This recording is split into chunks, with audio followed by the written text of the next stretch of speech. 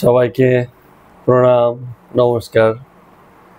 আজকে এক বিশেষ গীতা পাঠের আসরে সবাইকে স্বাগত জানাচ্ছি।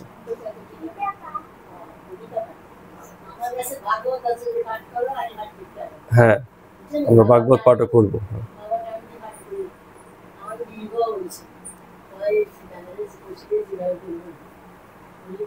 হ্যাঁ, নিশ্চয়ই করব। একটু নিয়ে আসবেন বা আমি পাঠিয়ে দেবো করে ওরা নিয়ে আসবে, ওখানে গ্রন্থটা দেখে নেবো।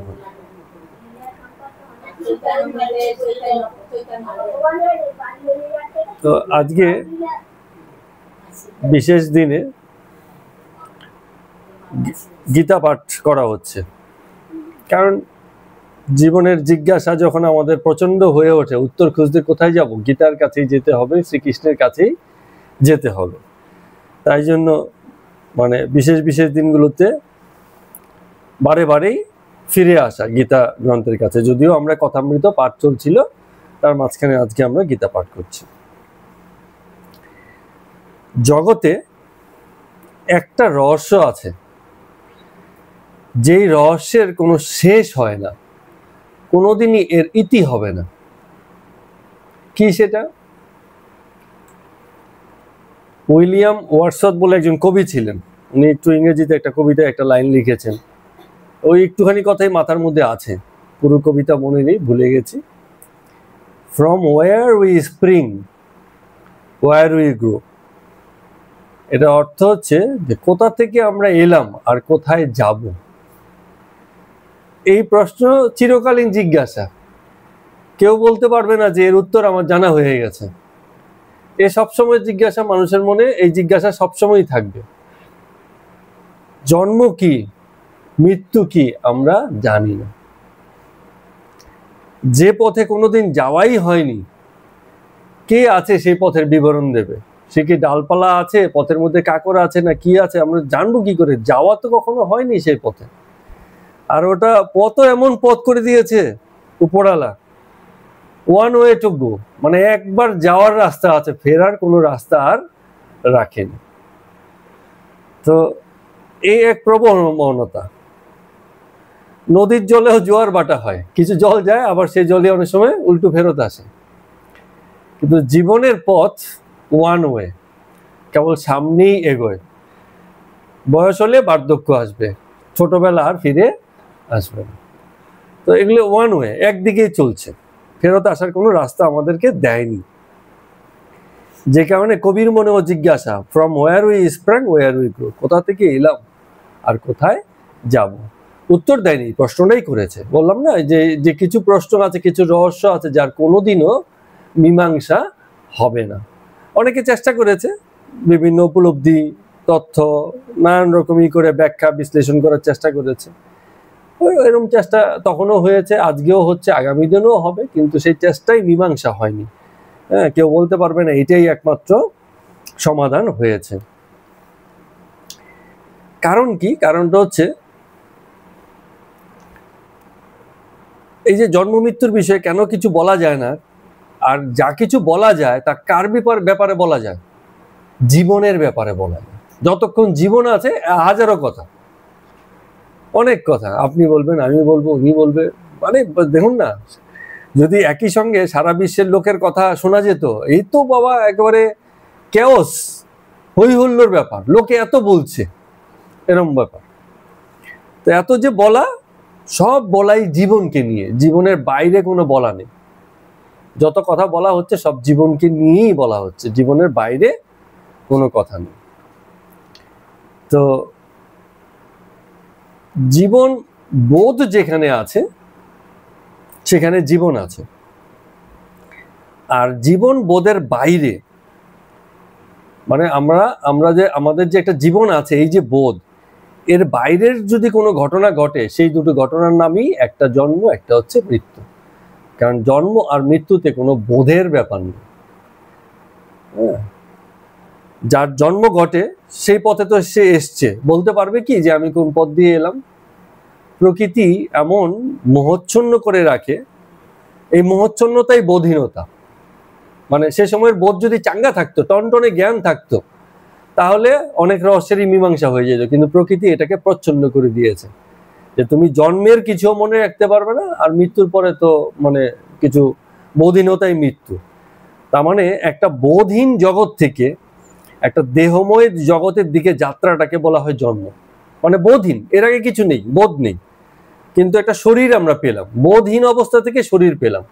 এবার যেই শরীর পাওয়া গেল, শরীর এখন ধীরে ধীরে বোধের সঙ্গে পরিচয় ঘটাচ্ছে। সে মানে বোধের সঙ্গে পরিচয় ঘটাচ্ছে। সে বলছে যে এই জগৎ, এই পিতা, এই মাতা, এই খাওয়া, এই মানে যত রকম কথা হয়, গুঞ্জন, যত রকম গুঞ্জন, সব এই সব কিছু হচ্ছে বোধ। তার মানে কথা কেবল বোধেরই হয়। এই যে জগতের যত কথা সব বোধেরই কথা। মানে আমি কি বুঝলাম, আমার কি মনে হলো, আমার কি অনুভব হলো, আমার কি উপলব্ধি হলো, আমার কি দুঃখ হলো, আমার কি সুখ হলো, সেসবেরই কথা, যত কথা। এখন যখন আমরা গীতার কাছে যাই,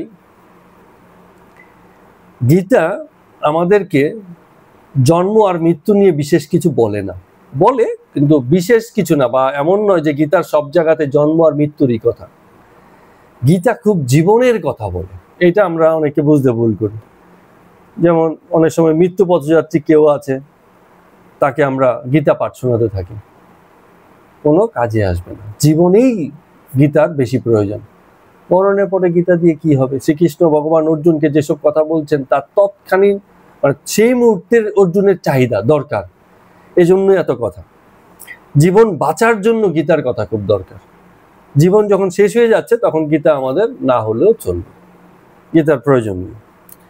জীবনকে এই জন্ম মৃত্যুর নিরিখে, মানে জন্মের ধারণা আর মৃত্যুর ধারণা, এর মাঝখানে থেকেও, এই যে জন্মের আনন্দ মৃত্যুর ভয়, এর মাঝখানে থেকেও জীবনকে কি করে বাঁচা যায়, কত উচ্চভাবে বাঁচা যায়, সেই কথা শ্রীকৃষ্ণ ভগবান আমাদের গীতাতে বলেছেন। তাহলে গীতার প্রয়োজন আমাদের জীবনেই আছে। যত কথা জীবন নিয়ে কথা, জন্ম মৃত্যু নিয়ে কথা আছে অল্প সামান্য বোঝানোর জন্য। আর কি কথা আছে? ঔচিত্য নিয়ে কথা। ঔচিত্য হচ্ছে জীবনে কি করা উচিত, এই উচিত বোধের কথা আছে। যেমন অর্জুনেরও জ্ঞান বুদ্ধি একেবারে কম ছিল না, সেও গুরু শিক্ষায় শিক্ষিত ছিলেন, তারপরেও তার জীবনে কোন এক পর্যায়ে দ্বিধা এসে গেছে, দ্বন্দ্ব এসে গেছে, কি করবে বুঝে উঠতে পারছিলেন না। তার মানে উচিত আর অনুচিত ভুলে গেছেন, ঔচিত্য ভুলে গেছেন। সেই ঔচিত্যের শিক্ষাটাই গীতা। যে এই তুমি বা আমরা ব্যক্তি জীবনে কখনো এমন অবস্থা হয় বুঝে উঠতে পারছি না কি করব, তখন গীতা পড়ো, তোমার মনটা সুস্থির হবে, তুমি ধারণা করতে পারবে যে তোমাকে কি করতে হবে। অনেক সময় এরকম হয়েছে যে বিপদগ্রস্ত হলে আমরা অনেক সময় মঠে মন্দিরে যাই, ঠাকুরের কাছে গিয়ে বসে কান্নাকাটি করি, একটু সময় কাটাই নিবৃত্তে। এক ঠাকুর আছেন আর এক আমি আছি, আমার মনের দুঃখের কথা সব খুলে বলি ঠাকুরের কাছে, অথবা এমনও বলি যে তুমি তো সবই জানো, আমার বলার কি আছে। এবং এই যে সময়টুকু পার করা, এইসব করে কি হয়, অনেকের জীবনের দিশা ফিরে পায়। সে যখন ফিরে আসে তখন সে মানে যেই দ্বন্দ্বময় অবস্থায় সংসারে বা জীবনে বা জাগতিক জীবনে সে পড়েছে, সেখান থেকে মুক্তির উপায় খোঁজে, একটা দিশা সে পেয়ে যায়। যেমন আমাদের রামকৃষ্ণদেব ঠাকুরকে দেখেছি, কখনো দ্বিধাদ্বন্দ্ব হলে মায়ের কাছে যেতেন, মায়ের কাছে গিয়ে নানান কথা, যেমন মানুষের সাথে মানুষের কথা হয় এমন ভাবে মাকে সব কথা খুলে বলতেন, তারপরে সেখান থেকে তিনি একটা দিশা বা একটা পথ লাভ করতেন। তো জীবনেও আমাদের তাই হয়, জন্মের আনন্দ মৃত্যুর ভয়, জীবনের দ্বিধাদ্বন্দ্ব যাই আসুক না কেন, গীতা পাঠের মধ্য দিয়ে আমরা কিন্তু সেই ঔচিত্যকে খুঁজে পাই। কি করা উচিত সেটা আমাদের গীতা প্রকারান্তরে বলে দেয়, সরাসরি তো বলে না, প্রকারান্তরে বলে দেয়। যত কথা হয়েছে তার মধ্যেই সেসব মূল সূত্র লুকানো আছে, যেটা আমরা পাঠ করার মধ্য দিয়ে উদ্ধার করতে পারি। আচ্ছা, কে উদ্ধার করতে পারে? সবাইকে উদ্ধার করতে পারে গীতা পাঠ করলেই হবে? এই যে বারবার বলা হচ্ছে, যেমন একদিন এক ভদ্রলোক বলছিল যে শ্রীকৃষ্ণ তো পক্ষপাত দুষ্ট, কেন অর্জুন কি এ কথা বলবে, মানে এত জ্ঞানের কথা বলবে? দুর্যোধনকে গিয়ে বললেও তো ভালো হতো। দুর্যোধনকে যদি এত কিছু বুঝাতো, দুর্যোধনের জ্ঞান এসে যেত, আর যদি জ্ঞান এসে যেত তাহলে তার যুদ্ধটা হতো না। তাহলে অর্জুনকে বুঝিয়ে লাভ কি? অর্জুন তো আরো বুঝে ভালো মতো এবার যুদ্ধ করলো, ও দুর্যোধনকে বুঝালে তো যুদ্ধটাই হতো না, এটাই আরো ভালো হতো। আমি বলেছি, কে বলেছে দুর্যোধনকে বুঝানো হয়নি? আরে যে বুঝতে চায় না তাকে বুঝিয়ে কি হবে? শ্রীকৃষ্ণ বুঝালো কাজ হবে না। জীবনের জিজ্ঞাসার যার জাগেনি, যে জানতে চায় না, হ্যাঁ, সে তাকে এবার শ্রীকৃষ্ণ এসে বুঝালো যে কাজ হবে না, ভগবান এসে বুঝালো যে কাজ হবে না, সে তার তো পরিণতি ওইদিকে আছে, সে আগেই মন স্থির করে রেখেছে। প্রথমেই যখন এসে গিয়ে বলেছিল, মীমাংসা সূত্র করতে গেছিল, শ্রীকৃষ্ণকে পাঠানো হয়েছিল যে যুদ্ধ যাতে না হয় এর জন্য আপনি মাঝখান থেকে মীমাংসা করে দিন, শান্তির বার্তা নিয়ে গেছে। কিন্তু দুর্যোধনের এক কথা, বিনা যুদ্ধে নাহি দেব সুচাগ্র মেদিনী। সামান্য কিছু জায়গা জমি বলছে দিয়ে তুয়ে তোমরা নিজেরা তোমরাই বেশিরভাগ ভোগ করো, এদেরকেও, তোমার তো ভাই জ্ঞাতি, এদেরকেও কিছু দাও, তাতে করে একটা মিলমিশে জায়গা তৈরি হবে। বলে এক ফোঁটা, মানে সূচের অগ্রে যতটুকু মাটি হয় সেইটুকু মাটিও দেব না যুদ্ধ ছাড়া, পারলে যুদ্ধ করে আমার কাছ থেকে নিতে বলো। তা আর কেউ বুঝাতে পারবে? যে ঘুমিয়ে থাকে তাকে জাগানো যায়, যে ঘুমের ভান করে আছে সে তো সব জেনে শুনে বুঝেও সে ঘুমের ভান করে আছে। তো যে আগেই সিদ্ধান্ত নিয়ে বসে আছে তাকে বোঝানো খুব মুশকিল। সুতরাং চেষ্টা হয়েছিল, শ্রীকৃষ্ণও চেয়েছিলেন, কিন্তু এত সত্য শ্রীকৃষ্ণও জানতেন এই যে এক রোখামি, এগুলো ব্যক্তির পরিণতি, এতদিনের যে বদভ্যাস, যা কিছু মানসিকতা, যেমন জীবনযাপন, যেমন হিংসার প্রবৃত্তি নিয়ে দুর্যোধন বড় হয়েছে, তারও তো একটা বিনাশ চাই। যদি এরকম সহজেই কি বলে এটাকে উচ্চতার পথে, মহত্বের পথে আসতো, তাহলে জগতে সবকিছু এইভাবে আর বিনাশ হতো না, এরকম ভয়ানক পরিণতি হতো না। কিন্তু ভয়ানক উত্থানের পরিণতি ভয়ানক পরিণতিতেই গিয়ে শেষ হয়। যে মন্দভাবে ওঠে না, তার মৃত্যুটাও মন্দভাবেই হয়, তার একেবারে মহৎ পরিণতি হয় না। হয় কারো কারো, যে হয় না তাও না, খুব সৌভাগ্যবান কারো কারো আছে, অত্যন্ত মানে স্বার্থপর অবস্থা থেকেও দেখা যাচ্ছে মুক্ত হওয়ার সুযোগ লাভ করে, কিন্তু কজন, এমন লোকের সংখ্যা খুব কম। তাহলে মূল যে বিষয়বস্তু, গীতার ভাববস্তু তাহলে কি হচ্ছে দেখুন। গীতার ভাববস্তুটা হচ্ছে যে জীবন যখন নিচুতার দিকে যায়, গীতা আমাদের উচ্চতার মহত্বের সন্ধান দেয়, যে তুমি কি করে মহৎ হতে পারো, কিভাবে আরো উঁচু জীবন লাভ করতে পারো, এই সব বিষয়ে কথা বলে। আর একটা কথা আমরা সেই কথামৃত পাঠ করতে করতে আলোচনা করি, সেটা হচ্ছে জীবনে দুটো জিনিসই আছে, এক দেহবোধ আর দুই হচ্ছে চেতনা। এটা নিয়ে বারবার আমাদের কথা হয়, তাই কি না? যে দেহবোধ মানে কি, যতক্ষণ দেহ আছে, সুখ দুঃখ তৃষ্ণা এটা সেটা নানান কিছু যত রকম আছে জগতের খেলাতে দেহ সেসবের দিকে সাড়া দেয়, আমাদের ইন্দ্রিয় বুদ্ধি মন এসব নিয়ে আমাদেরকে মত্ত করে রেখেছে, এই একটা বোধ আছে, প্রত্যেকটা মানুষ এই বোধেই জড়িত। এখন এই বোধের মধ্যে একটা জিনিসই আছে যেটা আমাদেরকে উচ্চতার দিকে নিয়ে যায়, সেটা হচ্ছে আমাদের চেতনা। যে দেহবোধ তো থাকবে, দেহে যতক্ষণ আছে দেহবোধও আছে, কিন্তু এর মধ্যেও থেকে যেটা আমাদেরকে উঁচু হওয়ার পথ দেখায় সেটা হচ্ছে চেতনা। মন বুদ্ধি অহংকার, তারও পারে গিয়ে বিবেক, সচেতনতা, চৈতন্য, চেতনা। আর এই চেতনা হচ্ছে ঈশ্বরেরই আরেক গুণ বা বৈশিষ্ট্য। ঈশ্বর বোধ যদি আমরা জানতে চাই, বুঝতে চাই, তাহলে চৈতন্যই একমাত্র পথ, যার ভিতর দিয়ে সেই অনুভব উপলব্ধি আমাদেরকে আসতে পারে, আমাদেরকে সুযোগ করে দিতে পারে। তো গীতা বরাবর এই চেতনার কথাই বলেছে। তাহলে এই চেতনা কার দরকার? মৃত মানুষের চেতনার কিছু আছে? তারপরে যে সদ্য জন্মেছে তার তো দেহবোধ এখনো পাকাপোক্ত হয়নি, সেও মানে ছোট বাচ্চাকে গীতা পড়িয়ে লাভ নেই। অনেক সময় হয় না, ছোট ছোট বাচ্চাদের দেখবেন ইউটিউবে দেখায়, কি ওই যে ফেসবুকে দেখায়, ছোট ছোট বাচ্চা গীতা শ্লোক বলছে। আমি মাঝে মাঝে ভাবি যে শ্লোক তো যে কেউ বলতে পারে, মুখস্থ শিখিয়ে দিলে বাচ্চা কাচ্চাও বলতে পারে, কিন্তু হ্যাঁ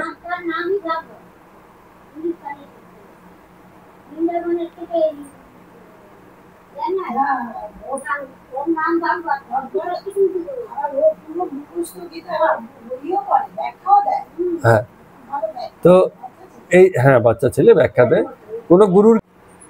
তাহলে যে সাইকেল চালাতে জানে সে সেটা শিখে সেটাকে সে চালিয়ে নিচ্ছে, তার ব্যবহারিক গুণটা তার জানা আছে। আর এমন ব্যক্তি আছে সে সাইকেল চালাতে পারতেও পারে, নাও পারতে পারে, কিন্তু সে জানে সাইকেল কিভাবে চলে, সেই মেকানিজমটা। তো শ্রীকৃষ্ণ ভগবান শুধু জীবন বাঁচেননি, তিনি দেহরূপে যখন এসছেন, দেহ ধারণ করে যখন এসছেন, এমন হয়নি যে তিনি শুধুমাত্র দেহরূপেই বা দেহবোধেই ছিলেন, তিনি একই সঙ্গে জীবন মৃত্যুর খেলাটাকে বুঝেছিলেন। যতটা জেনেছেন তার থেকে বেশি বুঝেছেন যে কিভাবে এই জীবনের ঘটনা ঘটে আর কিভাবে এই মৃত্যুর ঘটনা ঘটে।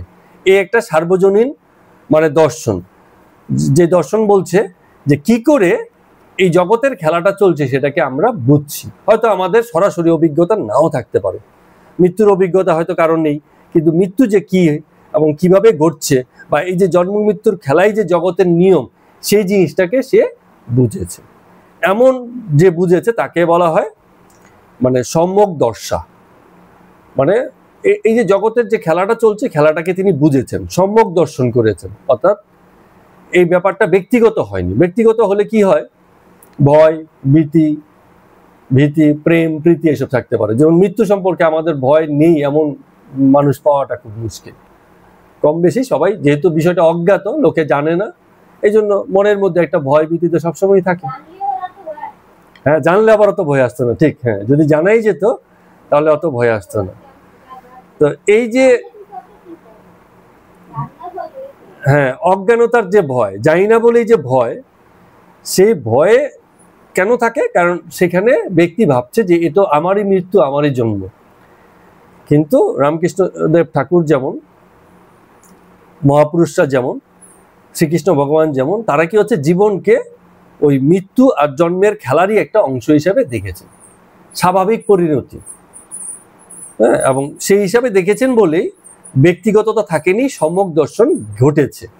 সম্যক দর্শন হচ্ছে যেখানে ব্যক্তি নিজেকে বাদ দিয়ে বিষয়টাকে চিন্তা করে, জন্ম কি মৃত্যু কি, আমাকে বাদ দিয়ে চিন্তা করবে।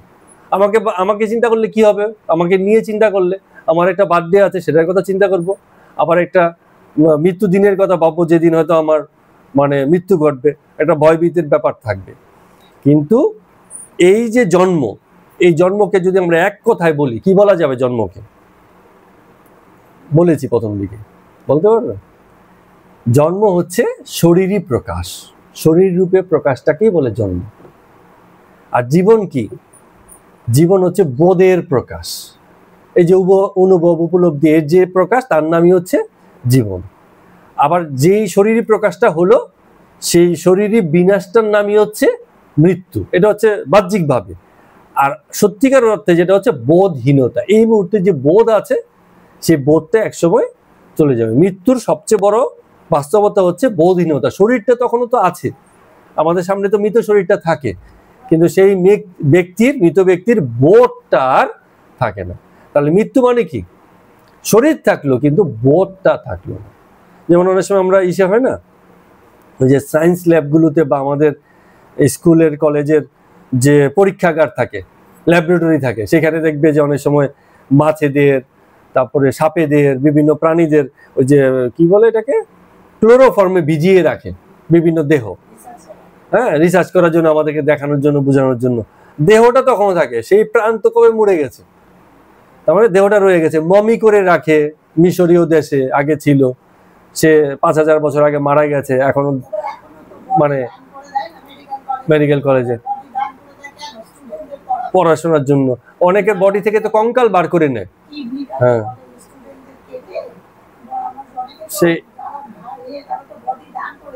এনআরএস হসপিটালে তো একটা ছেলে, 16-17 বছরের ছেলে, তার মৃত্যু ঘটেছিল। তার দেহের কঙ্কাল এনআরএস হসপিটালেই একটা জায়গাতে ঝুলানো আছে লোকের দেখানোর জন্য।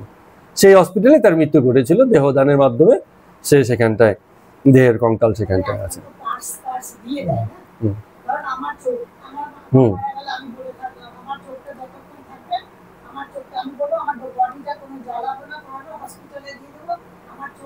হ্যাঁ,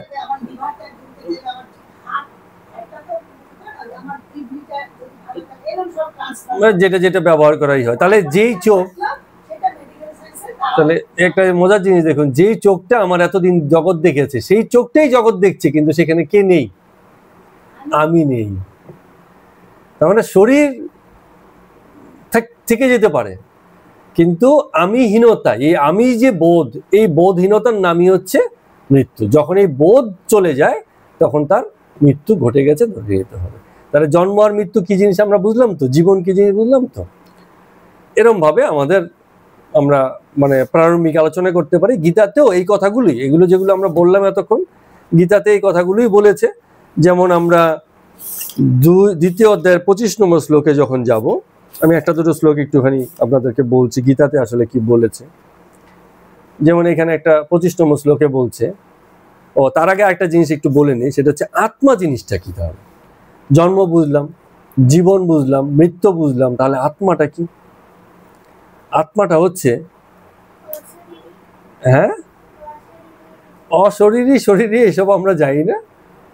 আত্মা জীবনেরই প্রকাশ। যতক্ষণ জীবন আছে ততক্ষণ আত্মা আছে।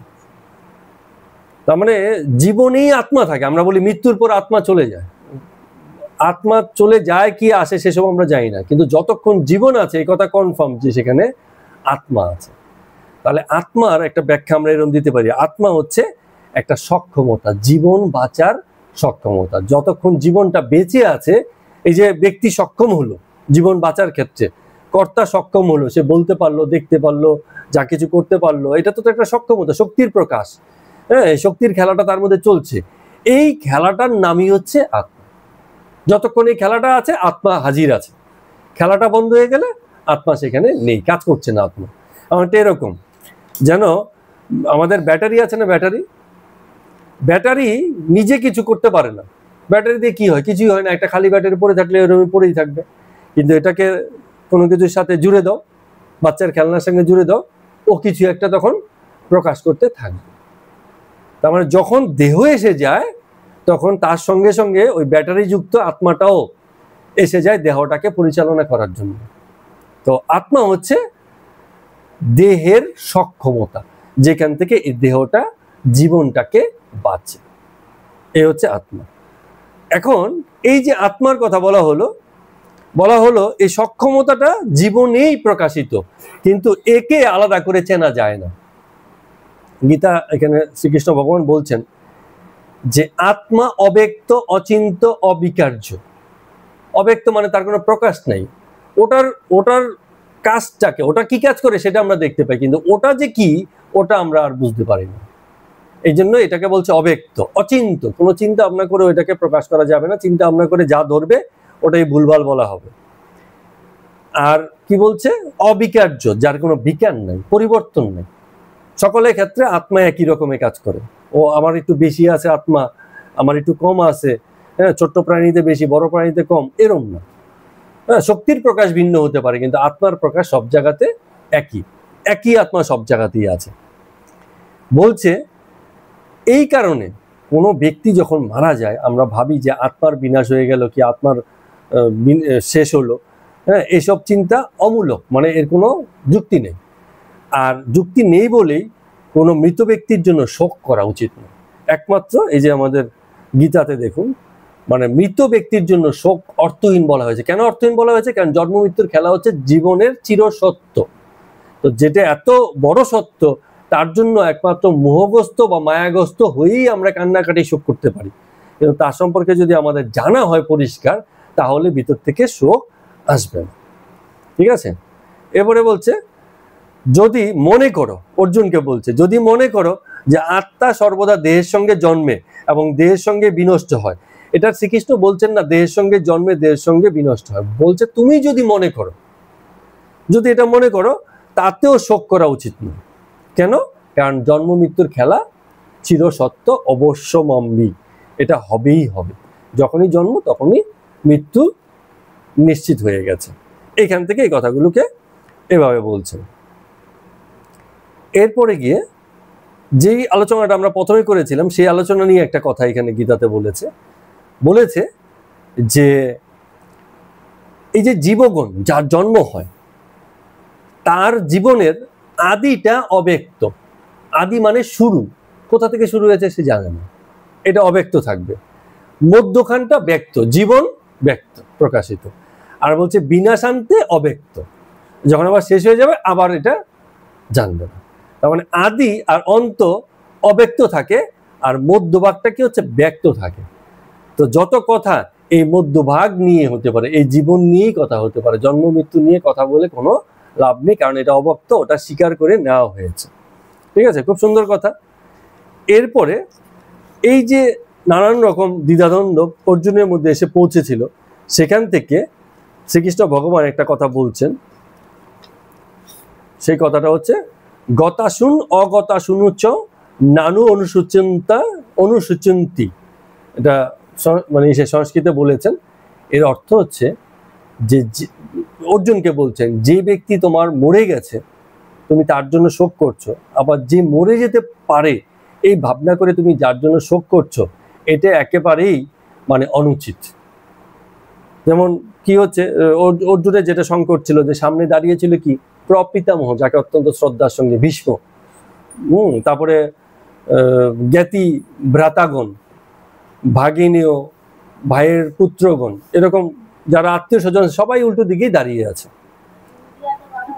হ্যাঁ, তো এতদিন যাদের সঙ্গে এত সম্পর্ক, হৃদ্যতার সম্পর্ক, আত্মীয়তার সম্পর্ক, তাদের বিরুদ্ধে দাঁড়িয়েই যখন অস্ত্র নিয়ে লড়তে হচ্ছে, তখন মনে তো কোথাও না কোথাও একটু দ্বিধা তো আসবেই। ঠিক আছে, তো সেই দ্বিধার কথা বলে শ্রীকৃষ্ণ ভগবান বলছেন যে যে মারা গেছে অথবা যে মারা যাবে বলে তুমি ভাবছো, আমাদের যেটা হয়, আমাদের ঘরের লোকজন অসুস্থ হয়ে গেলে তার মৃত্যু মানে ভয়ে আমরা ভীত হয়ে পড়ি, অস্থির হয়ে পড়ি। ঠিক আছে, কেন অস্থির হয়ে পড়ি? কারণ আমাদের এতদিনের জীবনের সঙ্গী যদি আমাদের চলে যায়, তো স্বাভাবিকভাবে আমাদের তো একটা খারাপ লাগবে। তো সেই জায়গা থেকে শ্রীকৃষ্ণ ভগবান বলছেন যে এটার জন্য শোক করার কথা নয়, করো না, এরকম ভাবে বলছেন। এখন এই যে শোকটা যে করবে না, এইটা 12 নম্বর শ্লোকে এটা দিয়ে একটা দারুণ মানে কনক্লুশন দিলেন। এই শ্লোকটা খুবই ইম্পর্টেন্ট।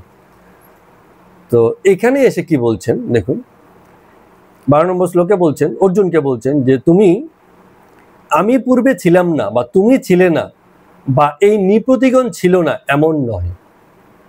মানে আমি যে এই জন্মে তুমি আমাকে দেখছো, আমি যে আগে ছিলাম না, বা তুমি যে এই জন্মে আছো তুমি যে আগে ছিলে না, বা এই যে নৃপতি মানে হচ্ছে রাজা, এই যে যত রাজাদের দেখছো তারা যে আগে ছিল না এমন নয়, বা পরে আমরা সকলে থাকিব না এমন নয়। মানে আমরা পরেও আজকে যেমন আছি, আগেও যেমন ছিলাম, পরেও আমরা তেমনই থাকবো। তো এই কথা দিয়ে শ্রীকৃষ্ণ ভগবান আসলে কি বুঝাতে চেয়েছেন, এটা একটা উদাহরণ দিয়ে বলি। সেটা হচ্ছে, যেমন রাস্তা দিয়ে দেখুন যারা যায় তাদেরকে কি বলে? পথিক। পথ দিয়ে যারা চলে তাদেরকে বলে কি? পথিক। তো এই পথ দিয়ে কেউ যদি রাস্তার পাশে দাঁড়ায়, অনেক সময় হয় না, বাড়ির সামনে বারান্দা, লোকে বিকেল বেলায় বারান্দা দাঁড়িয়ে থাকে আর পথ দিয়ে কত লোকজন যায় সেসব দেখে, কাজ নেই সারাদিনের, ঘরের গৃহকর্ম শেষ করে ঘুম টুম থেকে উঠে কোনো কাজ নেই, একটু বারান্দায় গিয়ে দাঁড়িয়ে লোকজনের চলাচল দেখছে, এরকম হয়তো। তো এই যে পথ দিয়ে লোকে যারা যায় তাদেরকে বলে পথিক। এই মুহূর্তে যে পথিক হেঁটে যাচ্ছে, পর মুহূর্তে আবার সেই হেঁটে যাবে তার কোনো ঠিক নেই। সে ফিরেও আসতে পারে বা আবার ঘুরেও আসতে পারে, কিন্তু তার ঠিক নেই। নতুন নতুন পথিক সেই পথ দিয়ে হেঁটে যায়। মানুষগুলি পাল্টে যায়, কিন্তু এই পথ আর এই হেঁটে যাওয়াটা কখনো পাল্টায় না। পথ যতক্ষণ আছে সেই পথ দিয়ে যাওয়া ততক্ষণ পর্যন্ত চলবে। যতক্ষণ এই জগৎ আছে, এই জগতে জন্ম মৃত্যুর খেলাটাও চলবে। লোকের কথা বলি, রামকৃষ্ণদেব ঠাকুরের কত কথা আমরা এখানে পড়ছি, জানছি। উনি এক সময় একটা জীবন বেঁচেছেন, আজকে আমরা একটা জীবন বাঁচছি, সেই জীবনের গল্প পড়ছি বা জানছি। একটা দিন আসবে এই জীবনটাও আমাদের থাকবে না, অন্য কোনো জীবন সেখানে চলে আসবে। তো এই বিষয়টাকে মাথায় রেখে শ্রীকৃষ্ণ ভগবান বলছেন যে আমি যে ছিলাম না, তার মানে কি আমি কোনো একটা রূপে আগেও হয়তো ছিলাম, এই জন্মে আবার আরেকটা রূপে এসেছি, আবার নতুন জন্মে আরেকটা রূপে আসবো। ঠিক আছে, তার মানে আবার জন্ম হবে। তার মানে কি হচ্ছে, এই জন্ম মৃত্যুর যে সার্কেলটা এটা তো চলছে। তাহলে হ্যাঁ,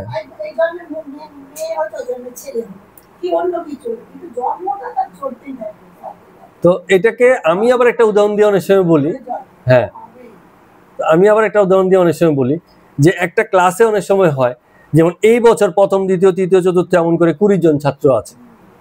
প্রথম জনের নাম কমল, দ্বিতীয় জনের নাম স্বপন, তৃতীয় জনের নাম প্রজ্ঞা, ঠিক আছে ধরে নিচ্ছি। তো এরকম 20 জন আছে। পরের বছরও কিন্তু আবার সেই খাতা মেনটেন হবে, 1 2 3 4 5 6 থেকে 20 জন থাকবে, কিন্তু সেখানে নামগুলো কি হবে? নামগুলো পাল্টে যাবে, তার কোনো গ্যারান্টি, মানে এই দেহরূপে, এই আমি আজকে যে রূপে আছি এই রূপেই আমি ফিরে আসবো তার কোনো গ্যারান্টি নেই। কিন্তু অন্য কোনো জন্মে, অন্য কোনো রূপে, অন্য কোনো আকারে, অন্য কোনো প্রকারে আমরা আবার প্রকাশিত হব। এই প্রকাশটা কখনো থামবে না, যতক্ষণ জগৎ আছে জগতে এই জন্ম মৃত্যুর খেলাটা চলবে। এই কথাটা শ্রীকৃষ্ণ ভগবান বলছেন যে এইটাকে যে বুঝেছে সে তখন এই জন্ম মৃত্যুর খেলাটাকে নিজের ব্যক্তিগত সুখ দুঃখ, ভয় ভীতি, আনন্দ প্রীতির সাথে জোরে দেয় না। সে এই খেলাটাকে সম্যক দৃষ্টিতে দেখে, নিরপেক্ষ দৃষ্টিতে তখন সে দেখতে পায়, জানে জগৎ মাত্রই এই খেলা, আমিও এই খেলারই অংশ, এর বেশি কিছু নয়। আমার জন্ম আমার মৃত্যু এসব কিছু নয়। তো অনেক কথা বলেছেন পুরো গীতাতে, আমরা 2 বছর 3 বছর সময় নিয়ে গীতা পাঠ করেছি, আপনারা কাকিমারাও ছিলেন, আপনারাও ছিলেন। তো সেখানে একটা উপসংহার, মানে আজকের আলোচনা তো শেষ করতে হবে, তার একটা শেষে কি বলেছেন 2:55 শ্লোকে গিয়ে শ্রীকৃষ্ণ ভগবান একটা শেষ করছেন কথাগুলোকে, যে কি করতে হবে তাহলে। বলছে তাহলে এই জন্ম আর মৃত্যুর কথা ভেবে লাভ নেই, যেটা ভাবতে হবে জীবনের কথা, আর জীবনটাকে কিভাবে বাঁচবো 3-4টে কথা বলছেন। একটা হচ্ছে যে দুঃখে উদ্বেগ শূন্য হয়ে, জগতে দুঃখ কষ্ট থাকবে, জগতের খেলাই এই, কিন্তু ভিতরে কোনো উদ্বেগ নেই, মানে টেনশন নেই, ভিতরে টেনশনহীন হয়ে থাকতে হবে। সুখে স্পৃহা শূন্য, হ্যাঁ সুখ হচ্ছে অনেক কিন্তু ব্যক্তির মধ্যে কোনো বিকার নেই, মানে স্পৃহা নেই। স্পৃহা যদি থাকে, বিশেষ রুচি যদি থাকে, তাহলে সুখবোধ যেমন তীব্র লাগবে, দুঃখবোধও তেমনি তীব্র লাগবে। আনন্দ যেমন খুশি করবে, এত বড় হাসি আসবে, আবার দুঃখবোধ এমন হবে মানে কাঁদতে কাঁদতে জনম যাওয়ার মতো অবস্থা। এই জন্য বলছে যে বাঁচার উপায় কি, জীবনটা কিভাবে সুন্দর করে বাঁচবো, উঁচু করে কিভাবে বাঁচবো, যে দুঃখেও উদ্বেগ থাকবে না, সুখেও কোনো স্পৃহা থাকবে না, না থাকবে কোনো অনুরাগ, না থাকবে কোনো ভয়, না থাকবে কোনো ক্রোধ। ভিতরে যে রাগ, ভীতি, ক্রোধ এসব যদি না থাকে, তবে জীবনকে একটা নিরপেক্ষ দৃষ্টিতে বাঁচা যায়।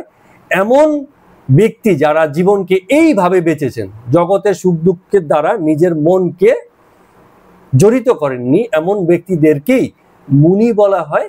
আর আজকের দিনে এমন ব্যক্তিদেরকেই মহাপুরুষ বলা হয়। যাদের মহাপুরুষ বলা হয় তারা কি হচ্ছে, জগতের সুখ দুঃখে বাঁচেন না, তার উপরে উঠে তার থেকে মুক্ত হয়ে তবে বাঁচেন। হ্যাঁ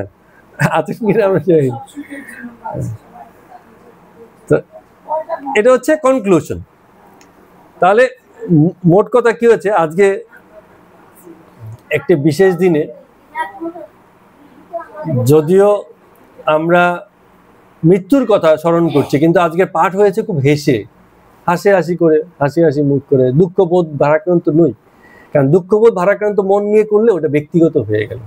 আমার ঘরের কেউ মারা গেছে, দুঃখবোধ আছে, মনে ভারাক্রান্ত আছে, হয়তো কোথাও আছে, কিন্তু জীবন বাঁচাটা সেইভাবে হবে না। জীবন বাঁচাটা হবে আনন্দের সঙ্গে। সেই আনন্দের কথাই শ্রীকৃষ্ণ ভগবান গীতাতে বলেছেন, জন্ম মৃত্যু নিয়ে বলেছেন, জীবন নিয়ে বলেছেন, আর জীবন কিভাবে বাঁচতে হবে সেই নিয়ে বলেছেন। এই জন্যই জীবনে বেঁচে থাকতে হলে, সুন্দরভাবে বাঁচতে হলে গীতার কাছে বারে বারেই ফিরে যেতে হবে। তো আজকের মতো বিশেষ গীতা পাঠ আমরা এখানেই শেষ করছি। সবাইকে প্রণাম এবং নমস্কার।